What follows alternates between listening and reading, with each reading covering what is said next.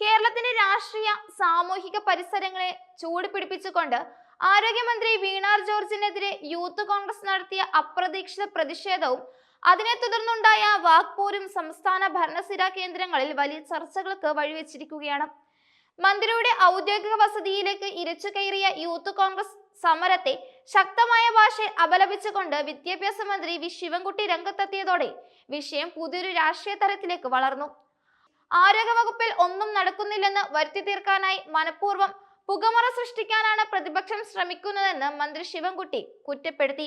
ഈ സമരം പ്രതിപക്ഷ നേതാവ് വി ഡി സതീശന്റെ പൂർണ്ണമായ അറിവോടെയും ആസൂത്രണത്തോടെയുമാണ് നടന്നതെന്ന് അദ്ദേഹം ആരോപിക്കുന്നു.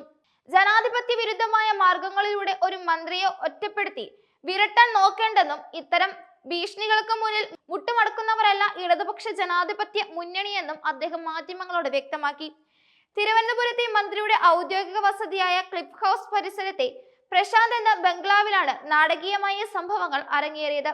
കനത്ത സുരക്ഷാ വലയങ്ങൾ ഭേദിച്ചുകൊണ്ട് യൂത്ത് കോൺഗ്രസ് പ്രവർത്തകർ മന്ത്രിയുടെ വീടിന്റെ വാതിക്കൽ വരെ എത്തിയത് പോലീസിനെ സംബന്ധിച്ചിടത്തോളം വലിയ സുരക്ഷാ വീഴ്ചയായാണ് വിലയിരുത്തപ്പെടുന്നത്. ഇന്ന് രാവിലെ പ്രതിഷേധക്കാർ പാഞ്ഞെത്തുമ്പോൾ കേവലം 3 പോലീസുകാർ മാത്രമാണ് അവിടെ ഡ്യൂട്ടിയിൽ ഉണ്ടായിരുന്നത്. പോലീസിനെ തള്ളിമാറ്റി അകത്തു കയറിയ സമരക്കാർ മന്ത്രിയുടെ വീടിന്റെ വാതിൽപ്പടിയിൽ റീത്ത് വെച്ച് പ്രതിഷേധിക്കുകയായിരുന്നു. 1 മണിക്കൂറോളം നീണ്ടുനിന്ന നാടകീയ രംഗങ്ങൾക്കൊടുവിലാണ് പോലീസിന് പ്രതിഷേധക്കാരെ അവിടെ നിന്നും നീക്കം ചെയ്യാൻ സാധിച്ചത്. ആരോഗ്യ വകുപ്പിന്റെ വീഴ്ചകൾക്കെതിരെയുള്ള പ്രതീകാത്മക പ്രതിഷേധമാണിതെന്ന് യൂത്ത് കോൺഗ്രസ് അവകാശപ്പെടുമ്പോൾ ഇത് വ്യക്തിപരമായ അധിക്ഷേപമാണെന്നാണ് ഭരണപക്ഷം ആരോപിക്കുന്നത്. സംസ്ഥാനത്തെ ആരോഗ്യരംഗത്ത് എന്തെങ്കിലും പോരായ്മകളോ പ്രശ്നങ്ങളോ ഉണ്ടെങ്കിൽ അത് മാന്യമായ രീതിയിൽ ചർച്ച ചെയ്യാനുള്ള സാഹചര്യം കേരളത്തിലുണ്ടെന്ന് വി ശിവൻകുട്ടി ഓർമ്മിപ്പിച്ചു. എന്നാൽ അത്തരം ചർച്ചകൾക്ക് തയ്യാറാകാതെ കേവലം രാഷ്ട്രീയ ലാഭത്തിനായി വിരട്ടൽ സമരം നടത്തുന്നത് ജനാധിപത്യത്തിന് ഗുണകരമല്ല.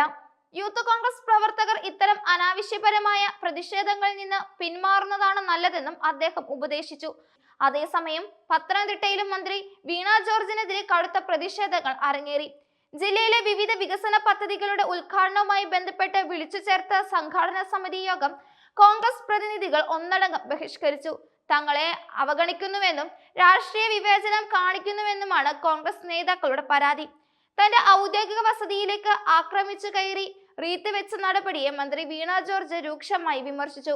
ഒരു വ്യക്തിയെയും അവർ ചെയ്യുന്ന ജോലിയെയും ഇത്തരത്തിൽ അവഹേളിക്കുന്നത് പ്രതിഷേധാർഹമാണെന്ന് മന്ത്രി വ്യക്തമാക്കി. ആരോഗ്യവകുപ്പ് മികച്ച പ്രവർത്തനങ്ങളുമായി മുന്നോട്ട് പോകുമ്പോൾ അതിനെ തകർക്കാനുള്ള ബോധപൂർവമായ നീക്കങ്ങളാണ് ഇപ്പോൾ നടക്കുന്നത്. സർക്കാരിന്റെ നേട്ടങ്ങളെ ഇല്ലാതാക്കാൻ പ്രതിപക്ഷം ഇത്തരം തരം താഴ്ന്ന രീതികൾ സ്വീകരിക്കുന്നത് നിരാശാജനകമാണെന്നും മന്ത്രി പ്രതികരിച്ചു. ആരോഗ്യവകുപ്പിലെ പ്രവർത്തനങ്ങളിൽ സുതാര്യതയുണ്ടെന്നും ഏത് അന്വേഷണത്തെയും ചർച്ചയെയും സ്വാഗതം ചെയ്യുമെന്നും അവർ കൂട്ടിച്ചേർത്തു.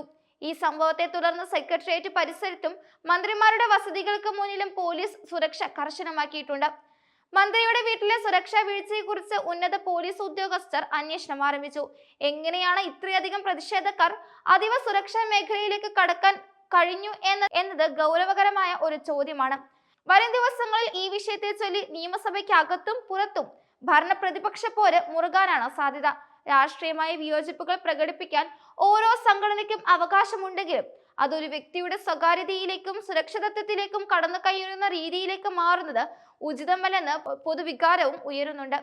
കേരളത്തിലെ ആരോഗ്യരംഗത്തെ വിവാദങ്ങളും അതിനെ തുടർന്നുള്ള രാഷ്ട്രീയ പോരാട്ടങ്ങളും വരും ദിവസങ്ങളിൽ ഏത് ദിശയിലേക്ക് നീങ്ങുമെന്ന് രാഷ്ട്രീയ കേരളം ഉറ്റുനോക്കുകയാണ്.